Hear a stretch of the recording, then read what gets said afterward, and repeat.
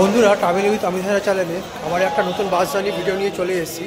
তো এখন আমি আছি কাটোয়া বাস স্ট্যান্ডে। আজ আমি কোন বাসে বাস জার্নি ভিডিও আপনাদের দেখাবো সেটা জানাচ্ছি। তার আগে একবার কাটোয়া বাস স্ট্যান্ডটা দেখিয়ে দিই। এইটা হচ্ছে কাটোয়া বাস স্ট্যান্ড, আর এই বাঁদিকে কিছু বাস দাঁড়িয়ে আছে, সেগুলো ছাড়বে।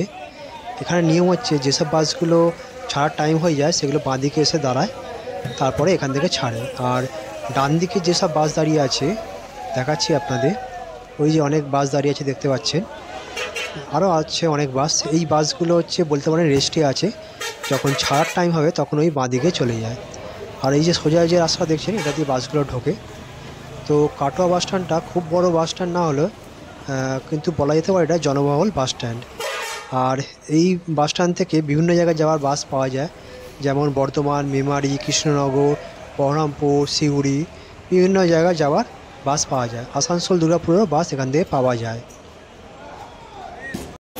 বন্ধুরা, আজ আমি কাটোয়া থেকে মেমারি অবধি বাস জার্নির ভিডিও আপনাদের দেখাবো। তো যে বাসটাতে আমি মেমারি যাব সেই বাসটা একবার দেখিয়ে দিচ্ছি আপনাদের। কাটোয়া মেমারি শুভদী সুপারফাস্ট বাস। আজ এই বাসে আমি কাটোয়া থেকে মেমারি অবধি বাস জার্নি ভিডিও আপনাদের দেখাবো।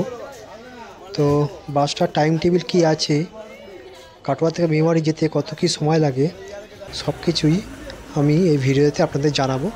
তো ভিডিওটা লাস্ট অবধি দেখতে থাকুন।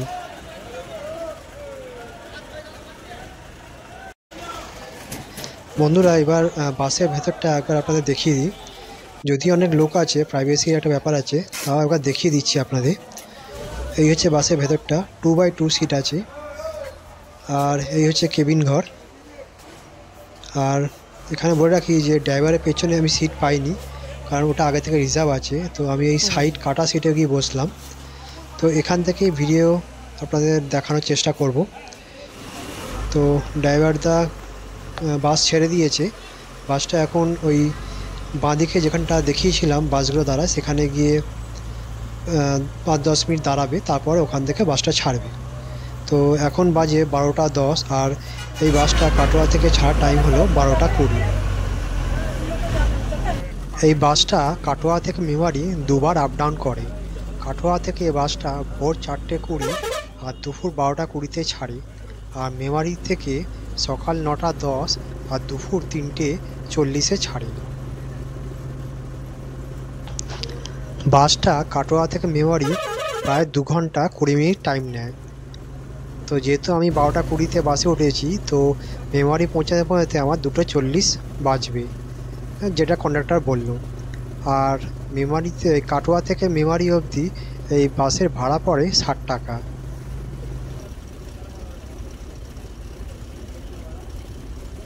কথা বলতে বলতে এখন আমি চলে এসেছি ডাইনাট মোড়ে। তো এখন বাজে 12টা 40, আর আমাদের বাসটা ডান দিকে বেঁকে যাবে। আর সোজা যে রাস্তাটা চলে গেছে ওটা হচ্ছে কানলা রোড, ওটা দিয়ে আপনারা নবদ্বীপ, কৃষ্ণনগর যেতে পারেন। আর আমরা ডান দিকের রাস্তাটা ধরে সোজা চলে যাব কুসুমগ্রাম, সাতগাছিয়া হয়ে মেমারি।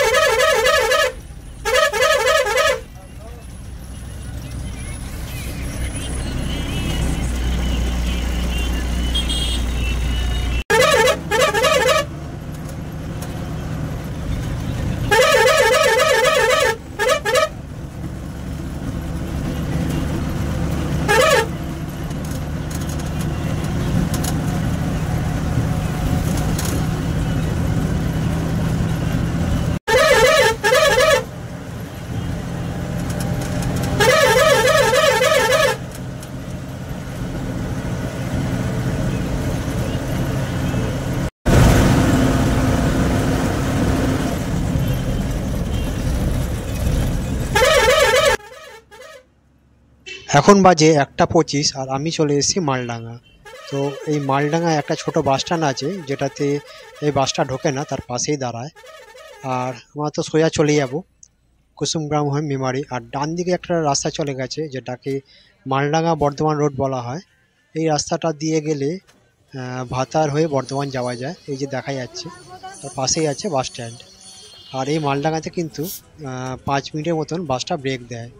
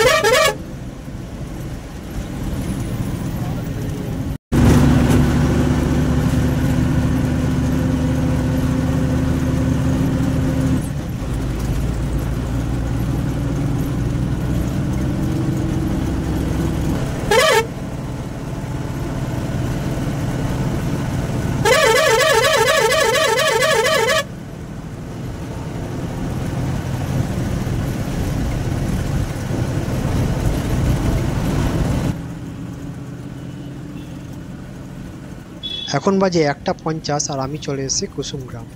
এই যে গাড়িটা বেঁকে গেল ডান দিকে, ওই রাস্তাটা দিয়ে সোজা চলে যাওয়া যায় বর্ধমান। আর বাঁদিকে যে রাস্তাটা চলে গেছে সোজা, সেটা দিয়ে নবদ্বীপ কৃষ্ণনগর যাওয়া যায়। আর ডান দিকের রাস্তাটা চলে যায় মেমারি। তো আমরা ডান দিকের রাস্তাটাই ধরবো। তো এখন আমাদের বাসটা এই কুসুমগ্রাম বাস স্ট্যান্ডে দাঁড়াবে। 5 মিনিটে এখানে একটা ব্রেকও দেয়, তারপরে আবার মেমারির উদ্দেশ্যে ছেড়ে যাবে।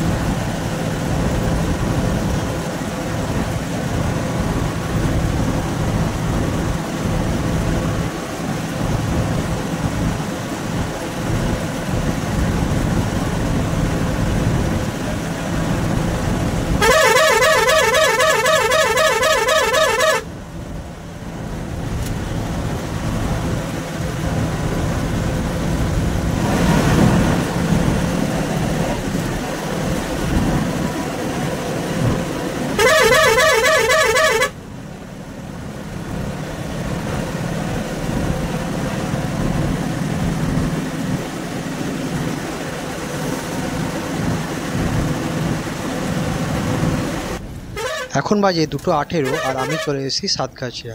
সামনেই চারমাথার মোড়, আর ওই চারমাথার মোড় থেকে বাঁদিকে গেলে কাল্লা চলে যাওয়া যায়, আর ডান দিকে বর্ধমান যাওয়া যায়, আর সোজা হচ্ছে মেমারি।